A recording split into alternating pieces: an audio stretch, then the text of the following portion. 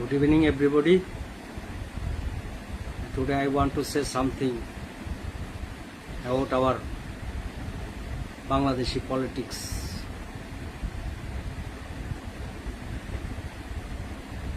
Maybe architect of modern Bangladesh. Maybe architect of modern Bangladesh. আমি আধুনিক বাংলাদেশের স্থপতি হতে চাই।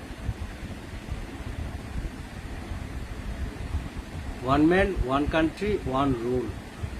No double standard. Protection of the stronger and protection of the weak. এক দেশ, এক নেতা, এক নীতি। কোনো দ্বৈত নীতি নেই। শক্তিশালীদেরও স্বার্থ রক্ষা করতে হবে, দুর্বলেরও স্বার্থ রক্ষা করতে হবে। To believe me, to obey me, and to fight for me. Now I command the people of Bangladesh. আমাকে বিশ্বাস করো, আমাকে মান্য করো এবং আমার জন্য যুদ্ধ করো। বাংলাদেশের জনগণকে আদেশ করলাম। Bloodshed revolution and bloodless revolution, as you say as you mind. রক্তপাত বিপ্লব এবং রক্তপাতহীন বিপ্লব, যেটাই মনে করো।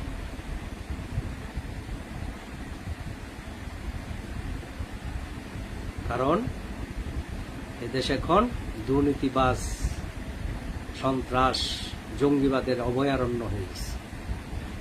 এর থেকে পরিত্রাণের একটাই পথ।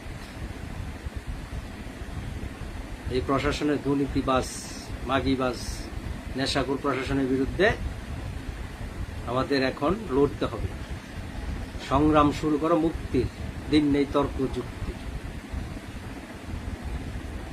এই পলিটিক্যাল প্রশাসন, অযোগ্য দুর্নীতিবাজ, নেশাখোর মাগিবাজ প্রশাসন, এদের বিরুদ্ধে আমাদের এখনই সোচ্চার হওয়া হতে হবে। এরাই এদেশে উন্নয়নের পথে অন্তরায়। কারণ এরাই এদেশে উন্নয়নের পথে অন্তরায়। সব পলিটিক্যাল ইনভলভমেন্ট, মাফিয়ার সাথে ইনভলভমেন্ট, এগুলো দেশের বাইরে চলে যায়। দেশে সম্পদের পাহাড় গড়ে, দেশের বাইরেও দেশে লুটপাট করে। আর সেনাপ্রধান সে 3 বাহিনীর প্রধান হতে পারবে।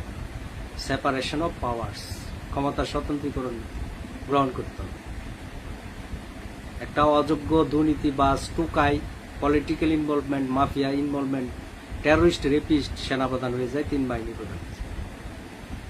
এটা আমরা আগেও দেখেছি, মীর জাফর আলী খানের মতো। এদেশের সেনাপ্রধানগুলো মীর জাফর আলী খানের মতো বেঈমান, রাজাকার বেঈমান। এরা দেশের স্বার্থ কি করে বিকিয়ে দেয়, যার দরুন আজকে দেশের এই অবস্থা।